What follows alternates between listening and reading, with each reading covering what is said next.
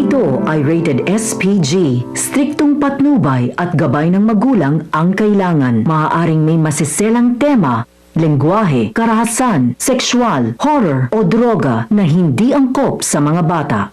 Makakalayo si Mang Kanor, makakapagtago siya mula sa mga masasamang tao na kumidnap sa kanya. Isa siyang buhay na ebidensya para matuklasan kung gaano kasama si Atty. Renan at kung ano ang plano nito sa magkapatid na Era at Lilet. Abangan natin sa Lilet Matias, Atty. Atlong. Nakatakas si Mang Kanor, walang kaalam-alam sina Paco. Habang naghuhukay sila ay nagkaroon ng malay si Mang Kanor. Kahit mahina pa si Mang Kanor ay nagawa niyang makabangon kahit paunti-unti. Busy sina Paco sa paghuhukay ng libingan sa inaakala nilang namatay na Mang Kanor.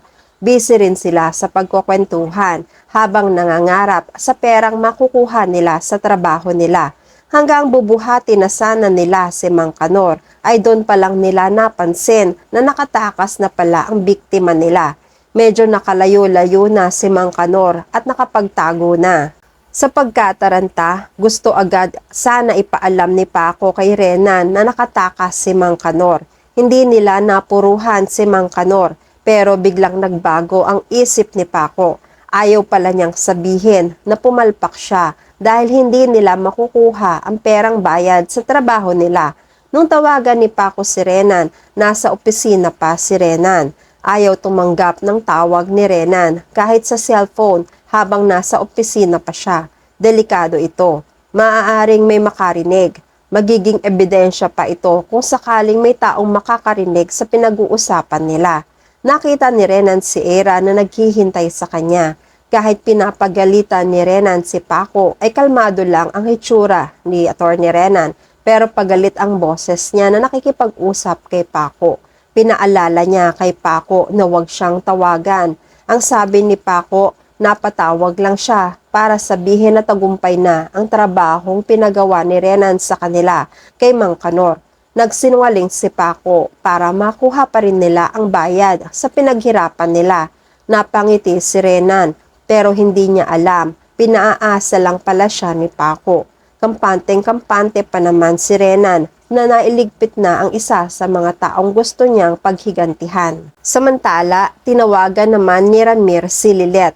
Kinakamusta. Gusto sana niya makipagkita kay Lilet.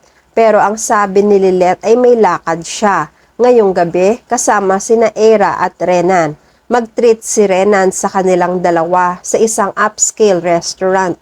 Nagulat si Ramir. Hindi pala niya makakausap si Lilet tungkol sa problema niya kay Patricia. Nag-set na lang si Lilet ng ibang araw para sa pakikipagkita sa tatay niya. Pauwi na rin si Patricia sa mga oras na yon. Napansin ni Patricia na malungkot si Ramir. Agad niyang tinanong kung sino ang kausap na dahilan ng pagiging malungkot ni Ramir. Hindi masabi ni Ramir na isa si Patricia sa problema niya ngayon. Binanggit ni Ramir na namimiss niya ang anak na si Lilet. Pero may lakad pala si Lilet kasama sina Era at Renan. Nag-imbita si Renan kay Lilet sa isang mamahaling restaurant na ikinagulat ni Patricia dahil kaya pala naman ni Renan na gumasto sa isang mamahaling restaurant.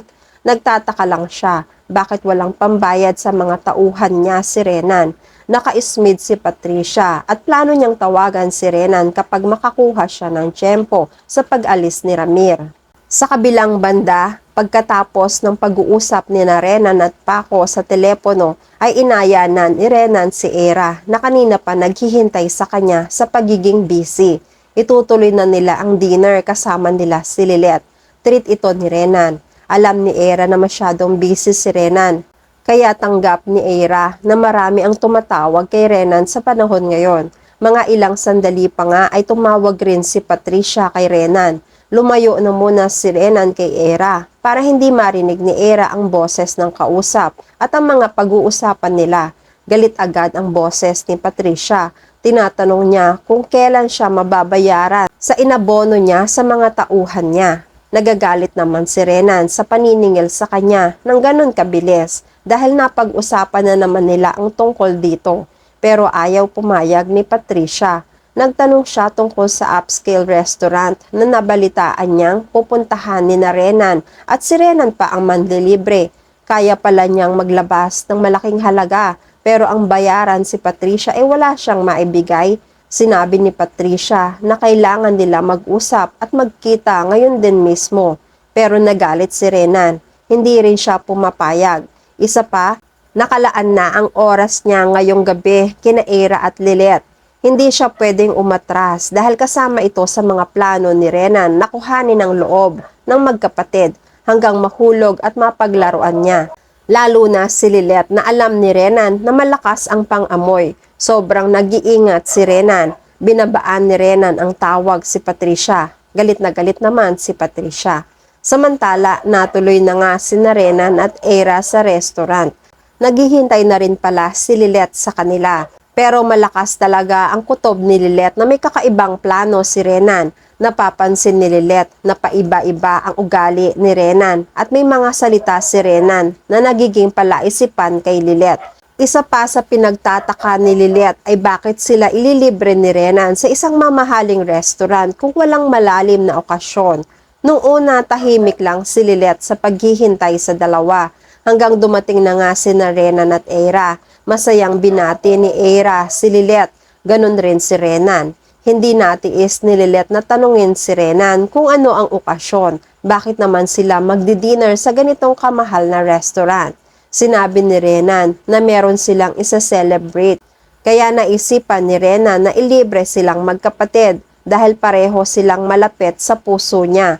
Pero hindi naniniwala si Lilet. Pero hindi niya yon pinapahalata. Nabanggit niya kay Renan ang nasa isip niya. Sinabi ni Lilet na sana lang walang nasaktan o namatay kapalit ng pagse-celebrate nila ngayon. Masama ang tingin ni Renan pero hindi niya ito pinapahalata rin. Nanggigigil na siya kay Lilet dahil malakas talaga ang kutob nito sa mga nangyayari sa paligid. Hindi kaya nakausap na ni Lilet si Mang Kanor ng palihim? Alam kaya ni Lilet kung saan nagtatago si Mang Kanor ngayon? At yan ang mga pakakaabangan natin sa Lilet Matias, Attorney at Law. Please like this video and please subscribe to my channel at magkita-kita po muli tayo sa mga susunod pang episodes.